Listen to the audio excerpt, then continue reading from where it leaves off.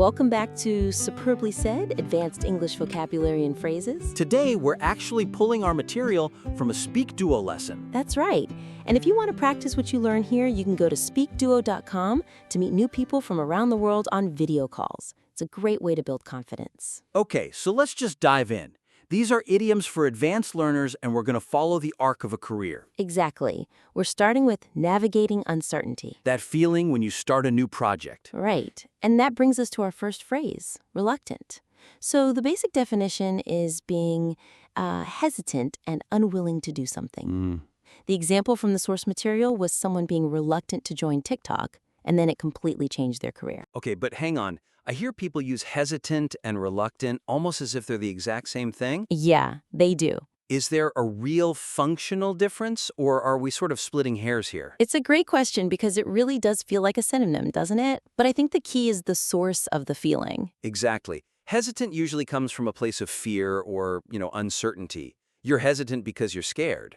But reluctant, that implies an active unwillingness. Ah, so you have a specific objection. You're dragging your feet because you don't want to do it. It's about will, not just fear. So hesitation is, I'm not sure, and reluctance is more like, I really don't want to. Precisely. And in a professional setting, that distinction is so important. Right. So let's say I'm your manager pushing for some annoying new software. Okay, got it. So I see you finally switched over to the new workflow system. How's it going? Well, to be honest, I was initially reluctant to adopt it. The old system was just so much faster for me. But I have to admit, the data tracking is better here. See, that's so good. You don't sound weak or scared. You're just admitting you had a valid objection that you've now overcome. It shows critical thinking. Okay, so sticking with this theme of uncertainty, what happens when you have zero data? That's our second phrase, shot in the dark. A classic. It's basically an attempt that has a very small chance of succeeding. A wild guess. Like asking a celebrity for a photo. You fully expect a no, but you try anyway. Yeah, but the trap here, especially in business, is confusing a shot in the dark with a calculated risk. Oh, I hear calculated risk in meetings all the time. Right. But a calculated risk means you've actually done the math. You know the odds. A shot in the dark means you are flying blind. You have nothing to go on. Nothing. It is pure chance. You have to be careful using it. Let's play this out. We're in a marketing meeting for a brand new product. No history, I'm the director, so what kind of conversion rate can we expect on this launch? Honestly, without any historical sales figures to benchmark against, any projection right now is essentially a shot in the dark. That manages expectations perfectly. You're not saying I don't know, you're saying the data doesn't exist. Exactly. It frames it as an external fact, not an internal failure. All right, let's move on. You've navigated the uncertainty, you're in the job, and now come the emotions, the highs and lows. Let's start with a high. On cloud 9. Very excited. The example is getting a promotion. But again, why use an idiom? Why not just say, I was thrilled or I was satisfied? Well, satisfied is way too grounded. You're satisfied after a good meal. Right. Thrilled is good, but on cloud 9 suggests a whole state of being. It's this dreamy, distracted happiness. You're just floating. Okay, so it's more euphoric. This sounds perfect for an IELTS speaking part 2 answer. Oh, definitely. Let's try it. I'll be the examiner. Tell me about a time you achieved a significant goal. Well, I worked for years to get my professional license. When I finally received that official letter in the mail, I wasn't just happy. I was absolutely on cloud 9 for the rest of the week. I couldn't focus on anything. That paints such a vivid picture. So much better than just, I felt good. But you can't stay on cloud 9 forever. Eventually, routine sets in. And that brings us to our next phrase, stuck in a rut. The definition of a mid-career crisis. You're in a boring routine that's just hard to change.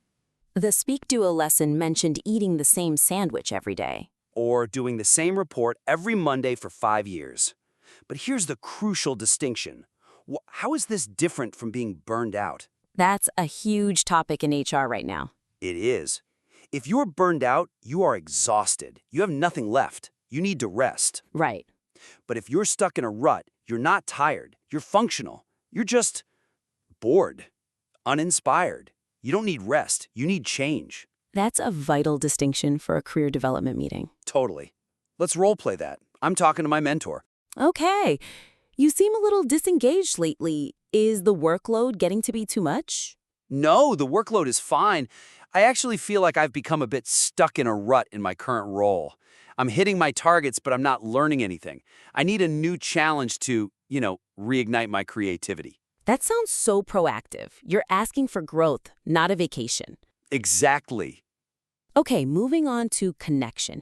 You're doing the work, but now you have to deal with people. And that brings us to relate to. Which means to understand someone's feelings or their situation because you've had a similar experience. Right, like relating to a movie character who hates mornings. But I hear people use sympathize here a lot. Is there a real difference? Oh, a huge difference. Sympathy is, I feel bad for you.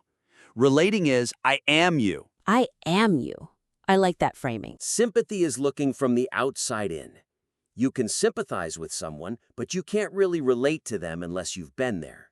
It implies a shared experience. So, in a work context, let's say two managers are talking about a difficult employee. Okay. I just don't get why Sarah needs total silence to work.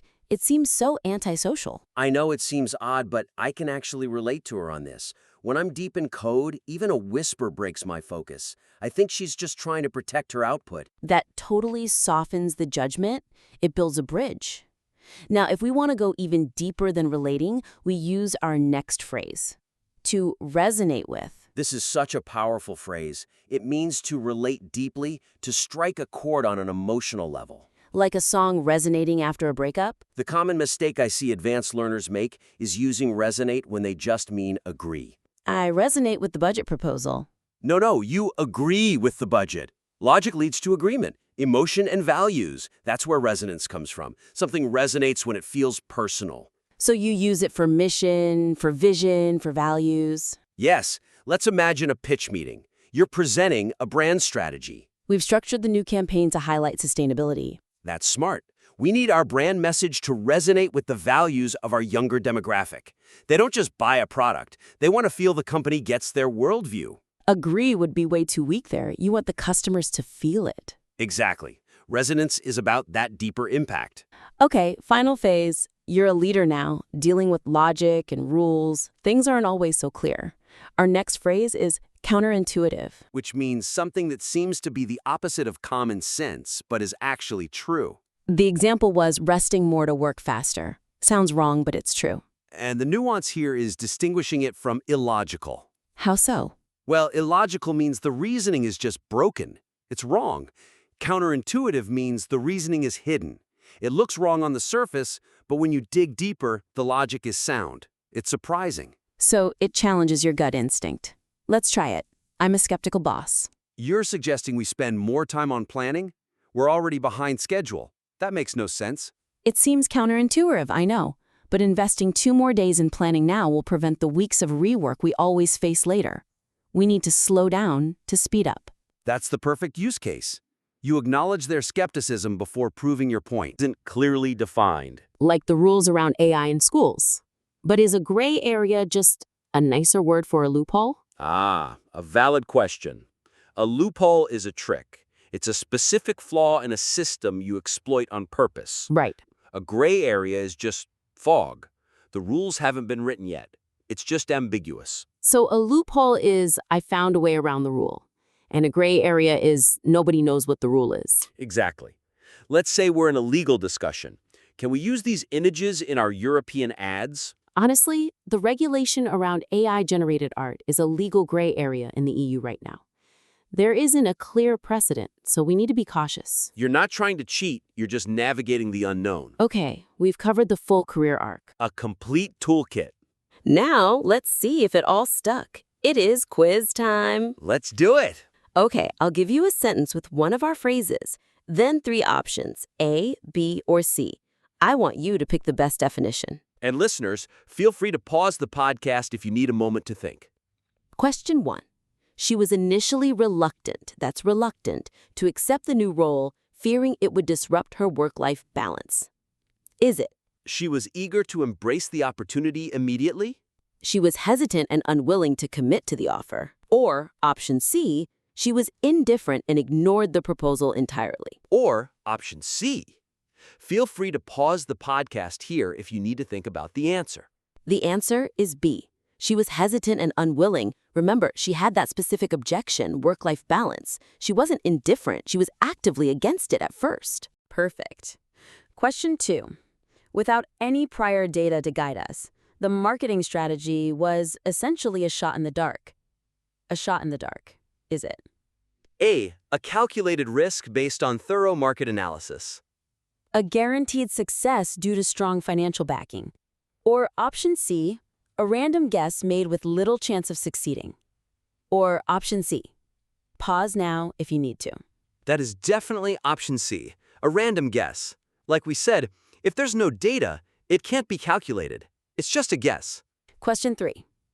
After receiving the prestigious award, the young actor was absolutely on cloud 9. On cloud 9. Is it? He was feeling extremely happy and incredibly excited.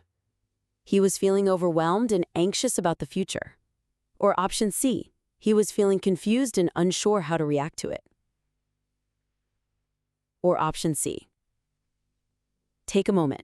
It's A, extremely happy. Remember that floating, euphoric feeling we discussed? Question 4.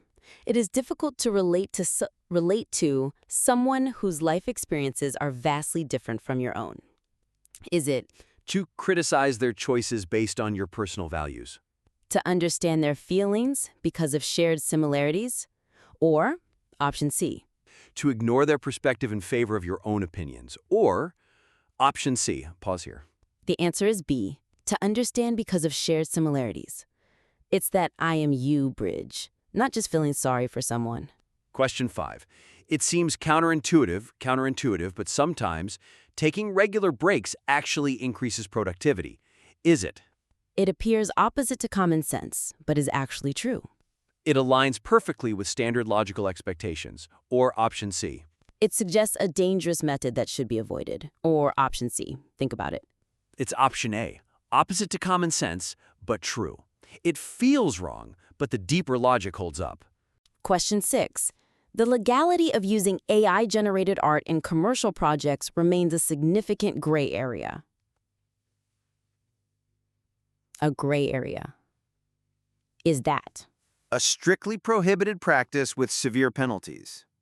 a clearly defined rule that everyone must follow? Or option C, a situation that is not clearly defined or regulated? Or option C, pause if you need a second. Option C, not clearly defined. That's the fog we were talking about. A rule that doesn't exist yet. Question 7. The politician's speech failed to resonate with the working class voters in the district. Was it that? It failed to evoke a shared emotion or deep connection. It failed to reach them due to poor audio equipment. Or option C, it failed to confuse them with complex technical jargon. Or option C, make your choice. It's A. It failed to evoke a shared emotion. The voters just didn't feel that connection to their values. To change. Or option C, he felt motivated to seek a promotion within the company. Or option C, last chance to pause. The answer here is B, trapped in a boring routine. He wasn't burned out, he was just bored and needed that new challenge. If you got all 8 of those right, you are definitely ready to use these phrases with confidence. And please don't just memorize the definitions.